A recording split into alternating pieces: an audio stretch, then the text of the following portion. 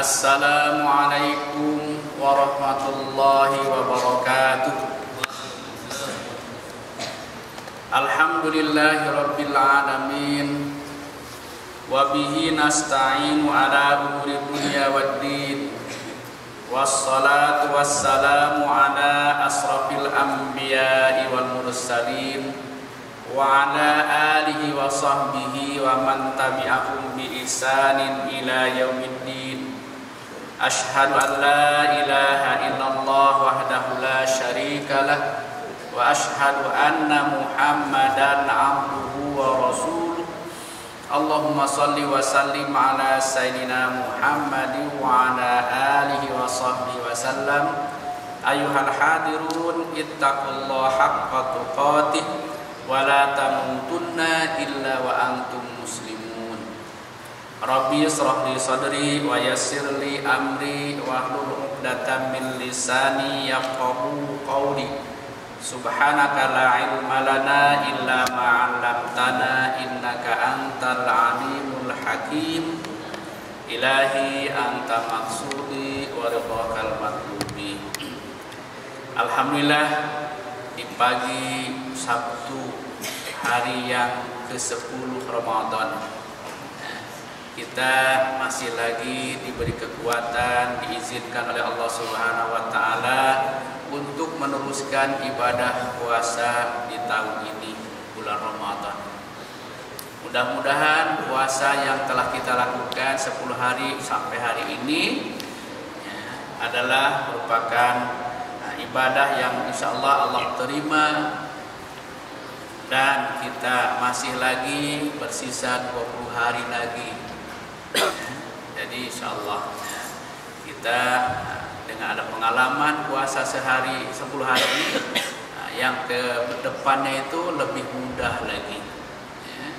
Insyaallah kita sempurnakan puasa ini dan juga disempurnakan lagi dengan amalan-amalan sunnah. Insyaallah pada pagi ini sempurna juga dengan kedatangan adik-adik dari rumah ya anak yatim Taiping. Ustaz ingin bacakan atau mungkin membincangkan ataupun tazkirah dengan tajuk khusus, yaitu cinta Allah dan cinta Rasul. Memang kita sebagai muslim, orang Islam, mesti pertama kali cinta kepada Allah. Sebab Allah lah yang menciptakan kita, Allah lah yang mendatangkan kita, mengizinkan kita hidup di bumi. Kita datang dari Allah, kita hidup di bumi Allah, kita makan rezeki Allah. Kita harus beribadah kepada Allah, dan kita harus cinta kepada Allah, dan kita akan kembali kepada Allah.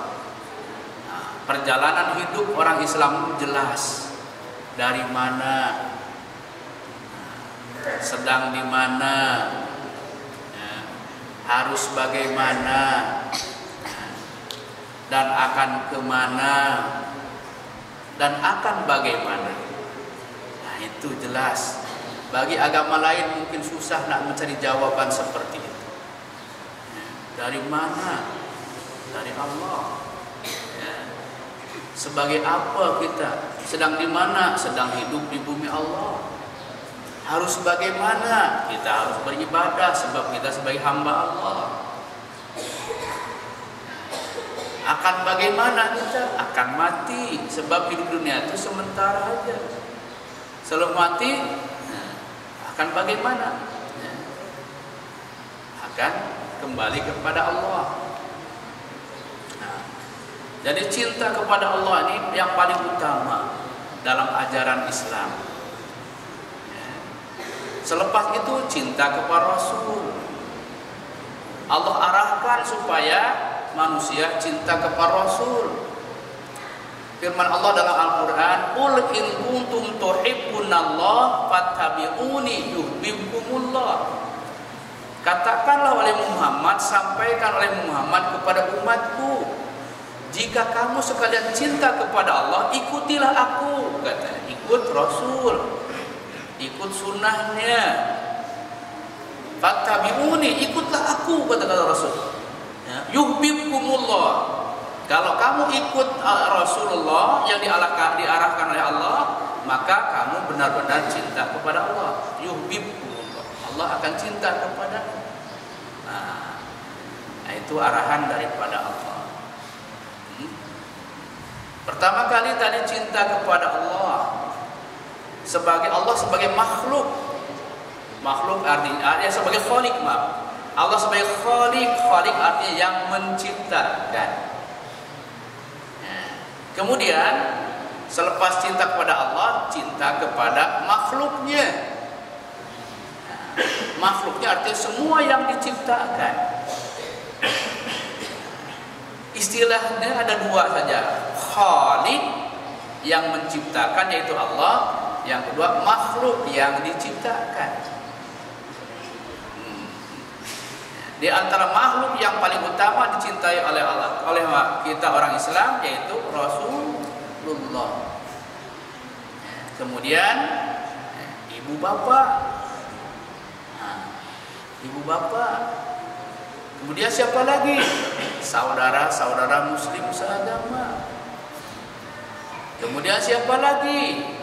Setelah itu barulah makhluk-makhluk Allah yang lain. Seperti manusia yang belum Islam lagi, alam, binatang, tumbuh-tumbuhan harus mendapatkan kasih sayang kita, karena mereka pun makhluk Allah. Sebab makhluk yang lain pun adalah sebagai hamba juga, ingin mengabdi kepada Allah. Kita harus berbuat baik kepada alam, contohnya kepada air, banyak manfaatnya air itu. Jangan air biarkan tergenang, nanti dia sakit. Kalau jumpa air tertakung di mana-mana, jangan biarkan tertakung tuh, tumpahkan. Biar air itu meresap ke tanah, menyuburkan tanah, yang akhirnya air itu jadi bersih, manfaat bagi tanah. Lama-kelamaan akan mengalir ke bawah, sampai ke sungai, sampai ke laut, tarik lagi ke langit, jadi hujan, akan begitu. Sebab sifat-sifat makhluk Allah itu adalah mengabdi, sebab sebagai hamba. Kalau air dibiarkan tergenang, sakit dia tuh, akan berubah warnanya daripada jernih kepada warna keruh, hijau, daripada tidak bau menjadi bau. Itu kan dia sakit air itu. Apabila air sakit akan menyakitkan, akan mendatangkan penyakit, nyamuk pun boleh situ kan. Jadi air itu kena bantu, sebab banyak menolong kita, sebab dia itu hamba juga. Kita orang Islam wajib menjaga alam. Kalau betul-betul cinta kepada Allah dan cinta kepada Rasul. Bukti cinta kepada Allah apa? Buktinya cinta kepada Allah, pertama kita untuk melahirkan cinta kepada Allah karena mengenal Allah dulu. Ada ulama mengatakan awaludin ma'rifatullah, katanya. Awal-awal dari agama itu, ajaran agama adalah ma'rifatullah, mengenal Allah. Siapa Allah? Apa jasa Allah? Bagaimana sifat-sifat Allah? Maka untuk menguatkan akidah, yaitu tauhid, mengesahkan Allah, kita kena belajar sifat-sifat Allah. Sifat yang 13, sifat yang 20. Lepas sifatnya baca atau pelajari Asmaul Husna, nama-nama Allah. Kemudian selain dari itu juga kita juga harus mempelajari makhluk Allah untuk menguatkan cinta kepada Allah. makhluk Allah, alam. Ya. Pelajari alam. Sebab alam diciptakan oleh Allah untuk manusia, untuk mengabdi kepada manusia. Baca dalam tauhid, Said Sabiq menyebutkan itulah bagaimana nak mewujudkan tauhid. Selain daripada ma'rifatullah, yang juga kalau betul-betul cinta kepada Allah, yaitu kena laksanakan perintahnya, jauhi larangannya. Contoh pokoknya kalau kita cinta kepada ayah, kepada ibu, karena ikut perintahnya, baru ibu sayang, ayah sayang. Kalau ibu tak suka, ayah tak suka, jangan buat. Kalau kita buat juga marah. Begitu juga Allah. Rasulullah pernah ditanya oleh sahabat, ya Rasulullah, kata sahabat, ayul amal ahabba ilallah, amal-amal apakah yang paling dicintai Allah? Nabi kata ada 3. Nah, dalam hadis itu pertama apa?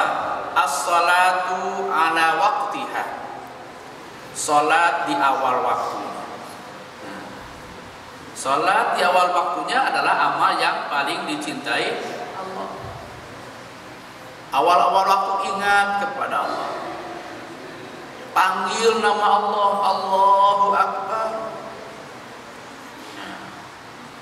Berapa kali kalimat Allahu Akbar di awal waktu? Orang Islam pun diingatkan. Adzan saja sehari 5 kali. Baca Allahu Akbar berapa kali setiap adzan? Tak ingat je. Allahu Akbar, Allahu Akbar 2 kali. Allahu Akbar, Allahu Akbar 2 kali, 4 kali itu. 4 kali 5 20. Takbir saja tuh. Qomah juga iqomah. Allahu Akbar, Allahu Akbar. Berapa kali? 2 kali. 2 kali 5 10 dalam koma, iqomah dan azan aja dah 30 kali. Itu baru dalam azan dan iqomah. Dalam sholat, setiap gerakan pindah dari satu gerakan kepada gerakan takbir, mulai takbiratul ihram. Coba bilang nih, kadang-kadang kita lupa. Ucapan saya mengagungkan Allah, perbuatan tak mengagungkan Allah, inilah jadi lupa kepada Allah. Coba takbiratul Allahu Akbar 1. Ketika nak ruku lagi Allahu Akbar 2. Ketika tidak sami Allahu liman, ada tidak? Sami Allah tu ada juga liman Allah 3. Yang kedua sujud Allahu Akbar.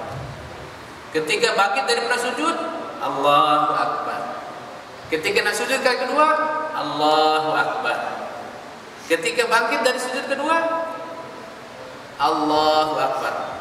7 kali satu rakaat. Coba bayangkan kalau 7 kali berapa rakaat satu hari kita sembahyang? 17.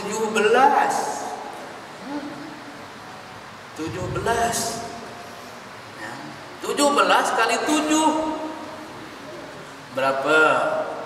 Siapa yang pandai matematik?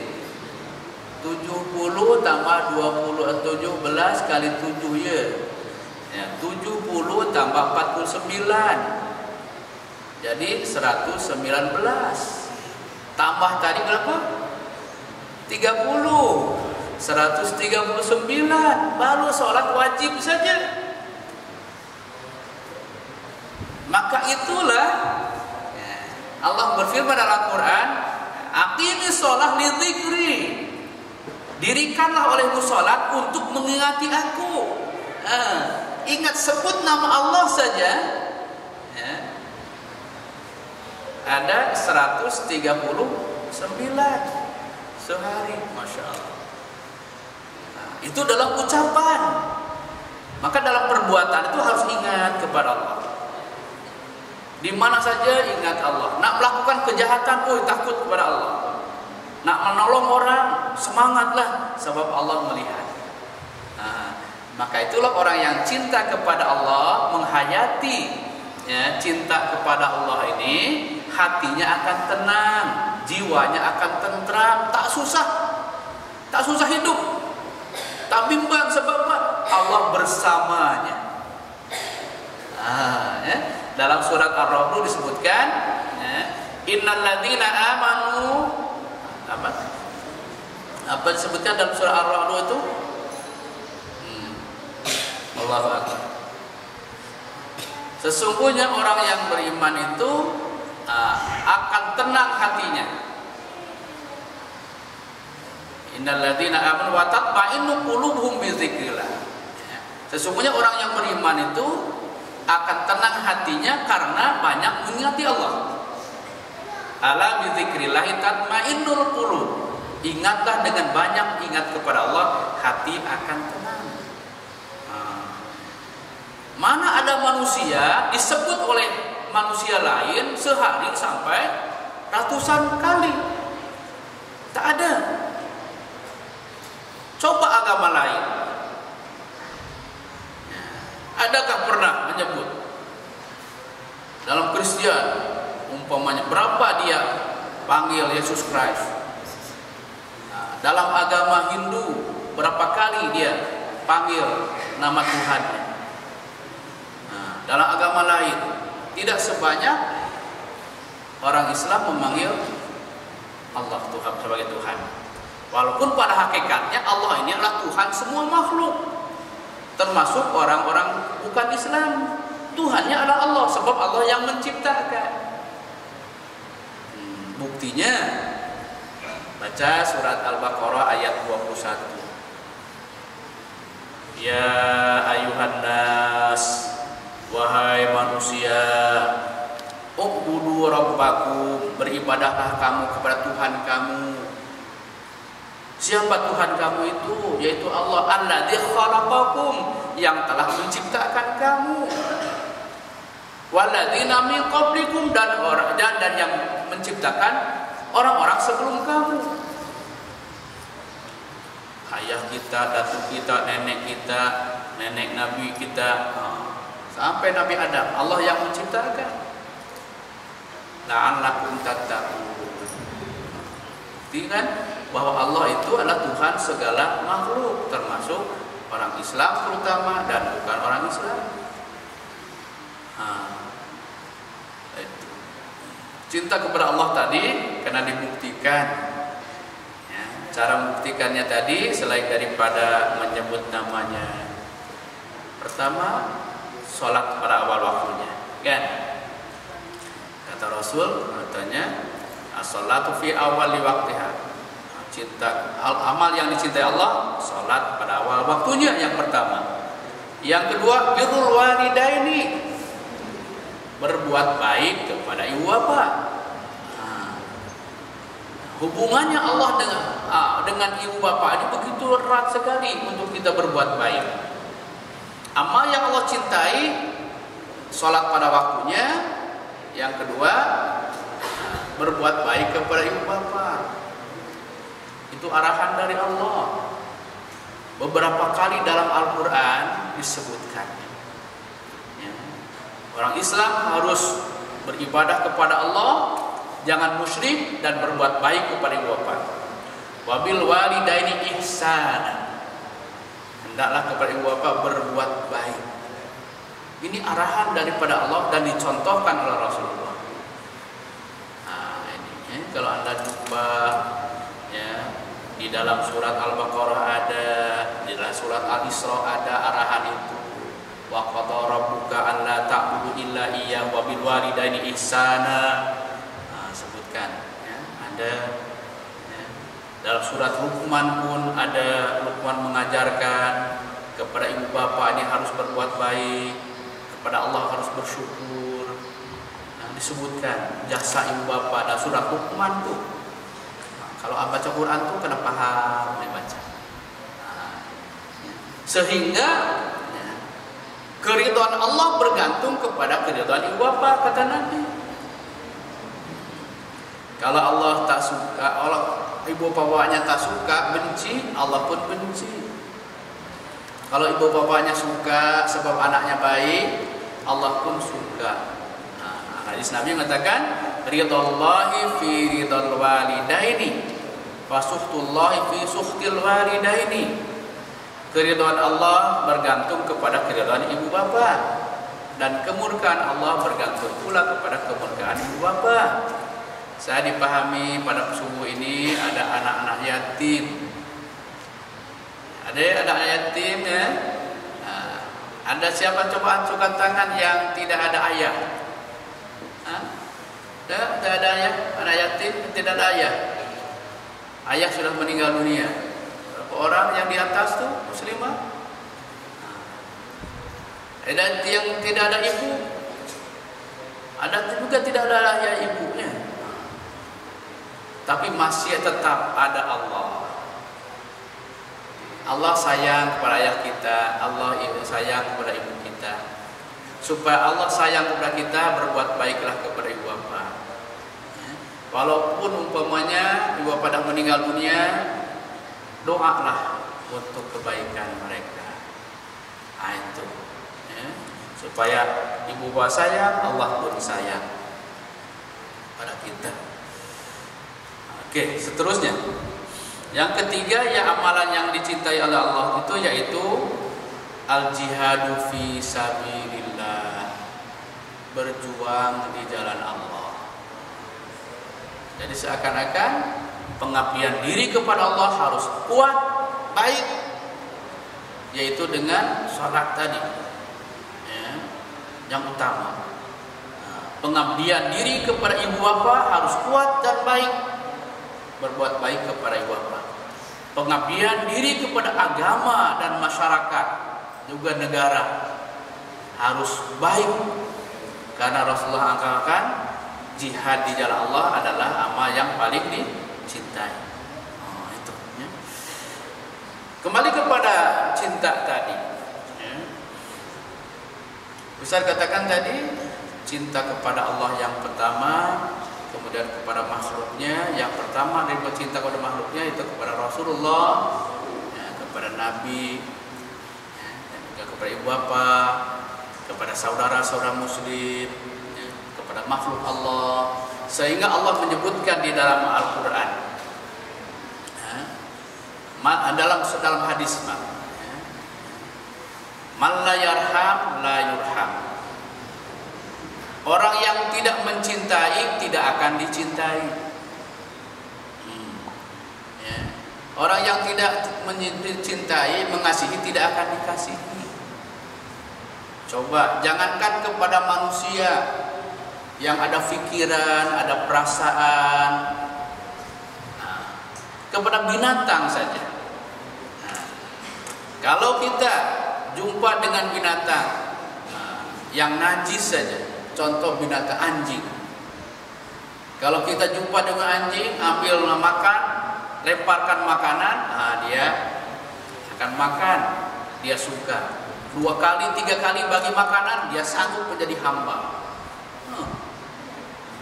Sanggup mengabdi kepada yang bagi makan itu. Walaupun baru 2-3 kali dia bagi makan, itu anjing.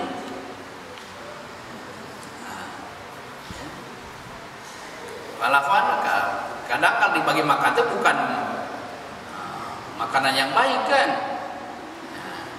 Kalau daging, kalau itu tulangnya sanggup anjing itu. Binatang yang najis pun kalau diberi makan, dikasihi, akan sanggup mengasihi, jadi hamba. Hanya kadang-kadang kita lupa, Allah bagi makan kita, bagi rezeki kita hari-hari. Kadang-kadang kita kalah dengan pengabdian anjing. Ada yang tak nak ibadah kepada Allah. Begitu juga umpamanya kalau kita buat kasar, tak sayang, ada anjing lempar, dia akan menjerit, menggonggong, menanggapi kemarahan kita ini dengan kemarahannya. dia akan menggigit, kalau dia berani menggigit, mengejar, sampai dia pun sakit. Kalau binatang diperlakukan tidak manusiawi ataupun tidak hormat, akan buat reaksi. Kucing kita belah, oh kalau kucing dibelah dia sayang, ya.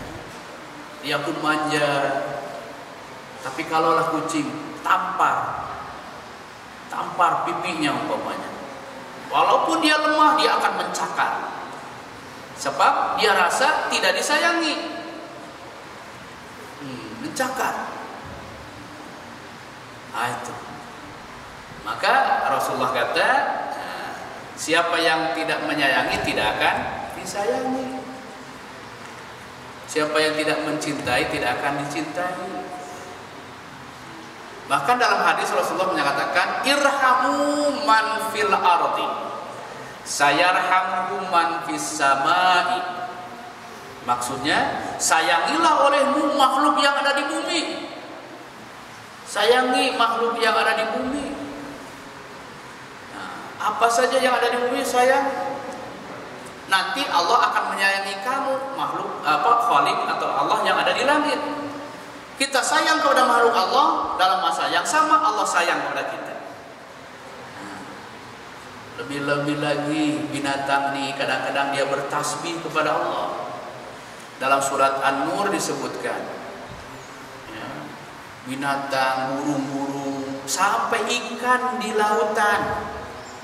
Hutan fil ar katanya, sampai ikan kering di lautan, ikan tipis di lautan itu dia bertasbih kepada Allah, mengagungkan Allah, mensucikan Allah. Hanya kamu tak tahu bagaimana tasbihnya. Oh itu sayang, Ustaz sayang kepada ikan. Contoh, di depan kita nih ada, di depan masjid kita nih ada kolam, banyak ikan. Ustaz jaga makanannya tuh, 2 minggu 10 bag makanan. Nah, beli bukan murah, 1 bag 400, 10 bag itu 495 ringgit. Dan beli lagi mau 2 minggu tuh kosnya itu 520 gitu loh. Nah, Ustaz masukkan ke plastik, dibantu oleh maci cleaner. Nah, siapa yang ambil bagi makan bayar RM1. Nah, itu ya, bayar RM1. Dengan harapan ikan itu bertasbih itu. Sebab dalam Al-Quran sebutkan begitu. Hatta hutan fil ar fil bahri, sampai ikan-ikan di lautan itu bertasbih kepada Allah.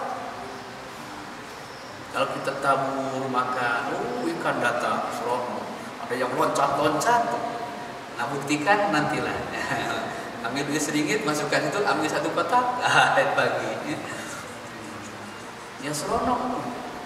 Kadang-kadang Ustaz kalau jalan baru tok-tak gitu, kasut dari jauh lagi, ya. Kasut slipper dah jauh lagi, dia dah lari menghadap. Oh ini rezeki aku katanya. Nah itu. Maka Rasulullah kata, ya, irhamu man fil ardi sayarhamukum man fis samai. Sayangilah makhluk yang ada di bumi, niscaya akan menyayangi kamu Allah yang ada di langit. Hidup sayang menyayangi, kasih mengasihi, itu adalah arahan daripada Allah dan sunnah Rasulullah sallallahu alaihi wasallam. Perlu cinta kepada Allah, cinta kepada Rasulnya. Udah selain dari itu juga, ya, kalau kita nak dicintai Allah dan juga dicintai oleh Rasulnya, ya, karena ikut apa yang Allah suruh dan Rasulullah suruh. Ini satu perbuatan yang kadang-kadang kita terlupa. Ada amalan yang dicintai Allah, ada juga amalan yang dibenci Allah. Berdasarkan kepada hadis Riyadhus Shalihin juzul atau jilid kedua muka surat 12. Apa yang amalan? Nah, perbuatan yang dicintai Allah. Mudah aja dalam hadis ini. Ya. Allah bersin perbuatan yang dicintai Allah. Menguap perbuatan yang dibenci Allah. Nah, Ustaz baca hadisnya, insyaallah baca terjemahannya. Macam mana bersin yang boleh dicintai Allah? Nah, dari Abu Hurairah radhiyallahu anhu dari Nabi sallallahu alaihi wasallam, beliau bersabda, sesungguhnya Allah itu suka pada bersin dan benci pada menguap. Nah, sekali lagi, sesungguhnya Allah suka pada bersin dan benci pada menguap. Nah, kenapa?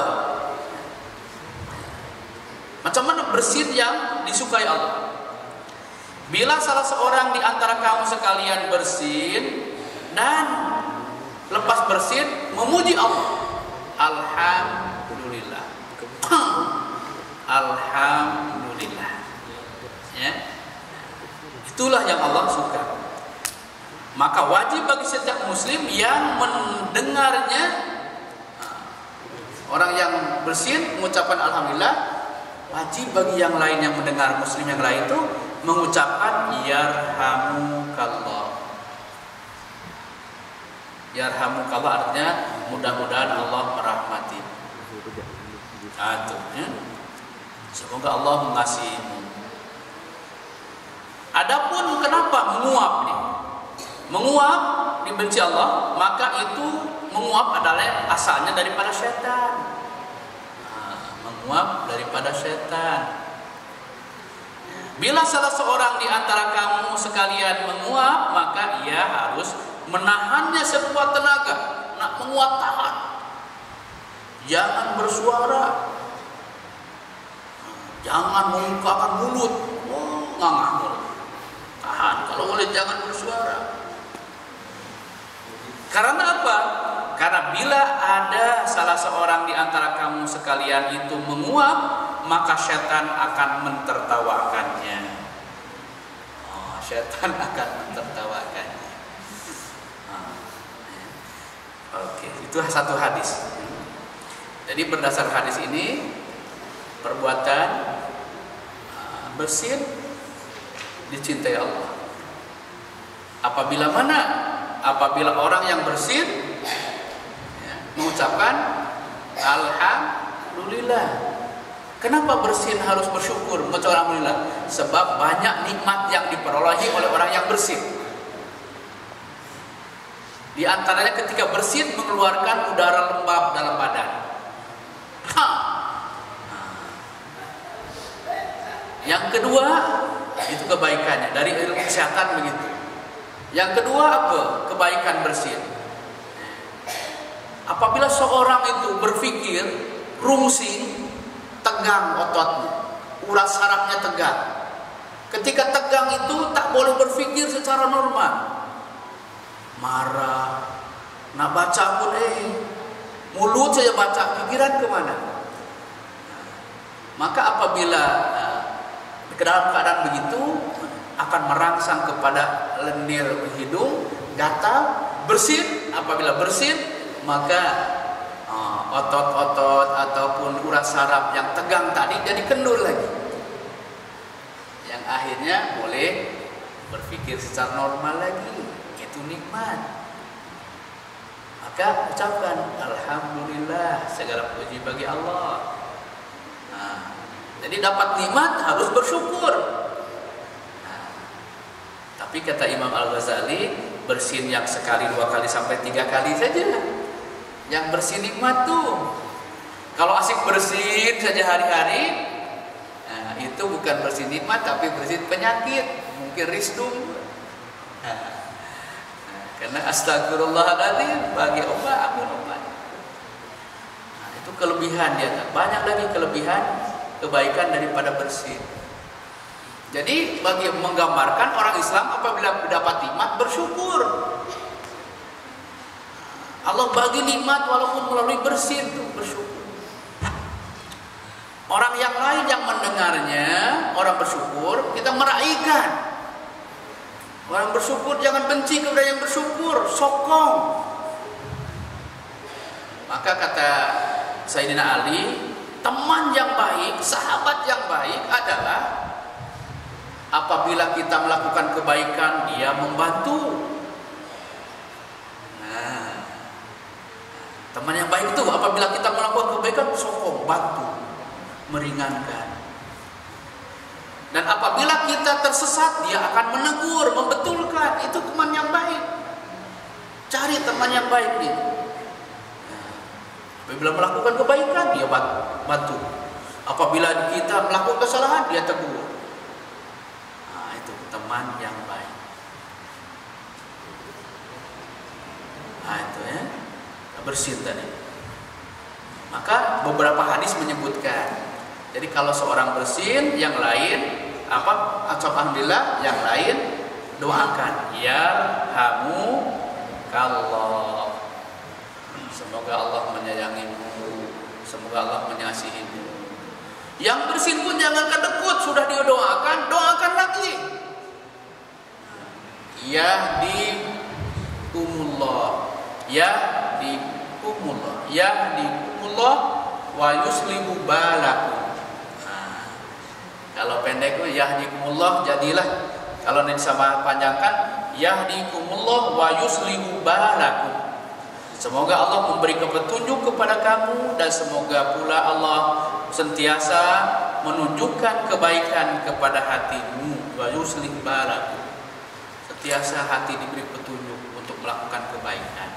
Jadi dalam majlis bersin saja sudah wujud saling doa mendoakan.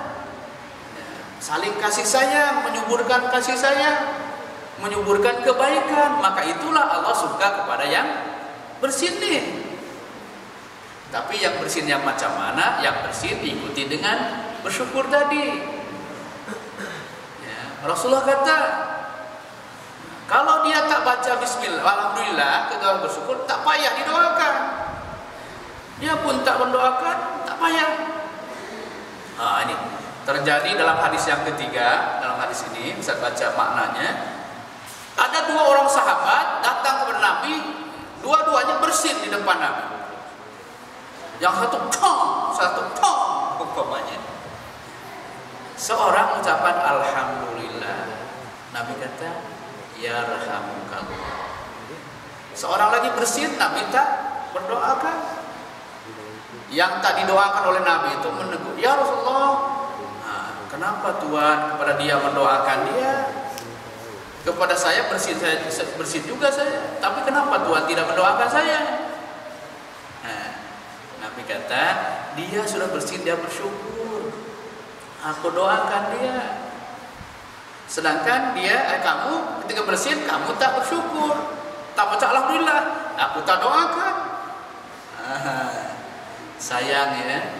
Kalau kita bersin tidak mengucapkan alhamdulillah, orang lain tak mendoakan kita. Sebab Nabi ajarkan begitu. Kemudian ada lagi orang Yahudi datang kepada Nabi. Karena bukan Islam, datang kepada Nabi dengan harapan mau doa Nabi. Mau doa Nabi. Ya, ketika itu dia pun bersin di depan Nabi. Bersin. Nabi dia tunggu. Kemudian Nabi kata, terus saja, yahdikumullah. Doanya yahdikumullah, bukan yarhamukallah nih. Nabi kata orang Nabi orang-orang Yahudi tadi, ya Muhammad, kenapa kau dikatakan yahdikumullah, tidak yarhamukallah? Sebab kau belum masuk Islam lagi. Semoga Allah memberikan hidayah kepadamu. Itu. Ini kena ada ilmu nih pada tahta itu. Bukan orang Islam bersin, walaupun dia ucapkan alhamdulillah umpamanya. Nah, kita jawab yahdikumullah. Mudah-mudahan Allah memberikan hidayah. Nah, sedikit lagi apabila menguap. Lagi ya. Kenapa menguap ini dibenci oleh Allah? Sebab menguap ini datangnya dari syaitan, kata Nabi. Syaitan nak menggoda manusia apabila melakukan kebaikan, dia nak menghalang-halang. Macam mana cara menghalangnya? wujudkan dalam rasa kesal dalam hatinya, gelisah, tak semangat. Maka akhirnya dilambangkan dengan menguap. Contoh umpamanya, kalau Ustaz mengajar dah lebih masa umpamanya setengah jam mau lebih nih Ustaz, dia ada reaksi yang tak suka tuh. Di antara reaksinya yaitu menguap. Tahu lah, Ustaz mengajar di mana, di surau, di mana tempat kan, di kuliah, dah banyak menguap, dah tak suka dah. Ini syaitan banyak. Alhamdulillah subuh ini tak ada yang syaitan, tak ada yang menguap. Tapi yang banyak ngantuk pula. Di antaranya memang syaitan nih. Ya. Coba bayangkan, kalau majlis bola sepak, tengok bola sepak, walaupun kehujanan, walaupun berdiri 2 jam, tak ada yang menguap, tak ada. Mengantuk tak ada, yang menguap pun tak ada. Sebab majlis maksiat memang syaitan suka. Dibuka matanya. Mana ada pergi ke konsert, tengok konsert kan? Ngantuk. Menguap, tak ada. Hanya majlis-majlis yang baik, majlis tazkirah, majlis ceramah, lebih khutbah. Kayak khutbah tu khusyuk betul. Sampai semalam tu Ustaz khutbah, baru ada yang terkejut ketika Ustaz cerita mengenai yang merokok. Nak berhenti merokok, silakan berdoa di bulan puasa ni. Doa dikabulkan. Ini doanya, dibagi doanya supaya berhenti merokok. Orang yang berhenti merokok adalah pilihan bijak. Baru merokok ni, yang terkejut yang merokok lah. Okey, jadi pembawaan daripada syaitan tadi, menguap itu pembawaan daripada syaitan. Lambang-lambangkan malas. Kalau makan, suruh makan banyak supaya menguap. Malas. Nah itu. Ya. Kemudian, maka Rasulullah kata, kalau nak menguap, tahan. Pertama tahan, jangan bersuara kalau boleh. Kalau nak menguap juga, tak apa. Dah ditahan coba, jangan bersuara. Karena kalau bersuara, syaitan akan tertawa. Syaitan akan tertawa. Kalau boleh, jangan buka mulut. Kalau nak mengangah pula, tutup mulut. Ini adab menguap. Tutup mulut, macam Tarzan kan? Tutup mulut. Sebab apa? Kalau dibuka mulut, syaitan akan masuk ke mulut kita ketika kita menguap.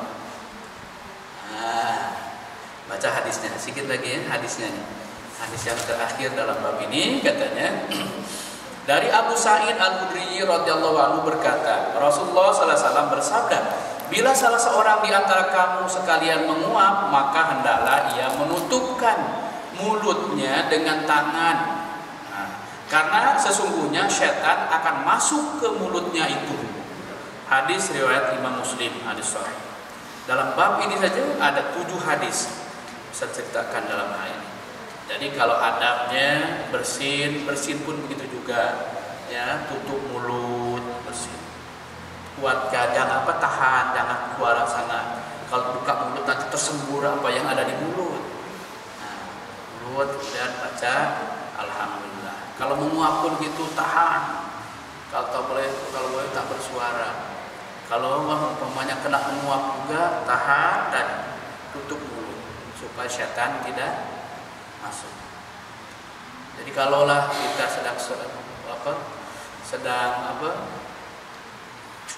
belajar ngantuk Ustaz menguap saja, ambil wudu. Dengan wudu syaitan akan terusir. Ya, ini pengalaman. Itu juga kadang-kadang dalam memandu, ya, ngantuk menguap. 2 hari 3 minggu lepas saya pergi dengan Ustaz Durian ke Ipoh musyawarat tentang dakwah, di bagian dakwah. Balik dari sana saya menguap, Ustaz bilang ngantuk. Allah Ustaz, ngantuk di tengah hari dari Ipoh mandu kan. Ustaz Durian tanya baru jawab. Allah Ustaz pun ngantuk. Inilah saya katakan nikmatnya orang berpuasa. Kalau orang yang ngantuk itu orang yang tenang. Orang yang tak tenang tak ngantuk. Tenang sangat lah. Tengah hari tenang. Kenapa? Kalau bukan di bulan puasa dia ingat nak makan, belum makan kan. Nak makan di mana, nak makan apa. Tapi bulan puasa itu tak ingat makan, tenang. Nanti itu. Nah, ini. Jadi adik-adik sekalian yang saya hormati dan juga abang-abang yang belajar di UTP ini, ya, insyaallah alhamdulillah kita buat tazkirah ini, ya, walaupun khusus tadi dalam bab cinta Allah dan Rasulnya, ya, kita kembangkan apa yang Ustaz nampak dan teringat. Nah, mudah-mudahan jadikan pengajaran. Ya. Insyaallah itu saja, kita tutup majlis dengan tasbih kafarah dan surat Al-Asr. Bismillahirrahmanirrahim. Subhanakallahumma rabbana wa bihamdika asyhadu an la ilaha illa anta astaghfiruka wa atubu ilaik. Allahumma arhamna bil Qur'an waj'al lana imama wa nura wa huda wa rahmah. Allahumma dzakirna minhu ma nasina wa 'allimna minhu ma jahilna warzuqna tilawatahu ana al-laili wa atrafan nahar waj'al lana hujjatan ya rabbal alamin.